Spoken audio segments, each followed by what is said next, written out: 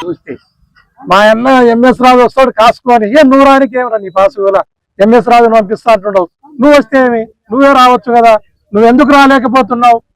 నీకు క్షమాపణ కాదు కదా, మీకు బుద్ధి చెప్పడానికి వైఎస్ఆర్ కాంగ్రెస్ పార్టీ శ్రేణులు సిద్ధంగా ఉన్నాయి, అన్ని రకాలుగా సిద్ధంగా ఉన్నాయి.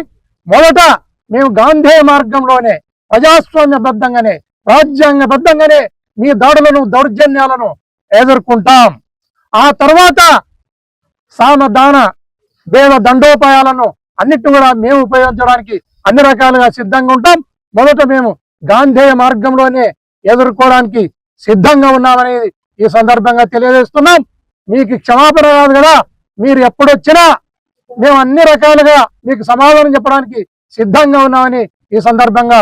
ఈ రాష్ట్రంలో మనం బాగా గమనిస్తే ఈ రాష్ట్రంలో ఎక్కడ కూడా శాంతి లేదు, ప్రజలకు భద్రత లేదు. ఈ రాష్ట్రంలో రాజ్యాంగానికి విలువ లేదు, కోర్టులకు చట్టాలకు కూడా విలువ లేకుండా పోయిందనటంలో ఎలాంటి సందేహం లేదు. ఎందుకంటే ఈ రాష్ట్ర ప్రభుత్వాన్ని ఎవరైనా గొంతెత్తి మాట్లాడరాదు, పెన్ను పెట్టి రాయరాదు, లేదా మీడియాలోనో సోషల్ మీడియాలోనో సద్విమర్శను కూడా చెయ్యరాదు. అలా చేసిన వారిని ఉక్కు పాదంతో ఈ ప్రభుత్వం అణిచివేస్తా ఉంది.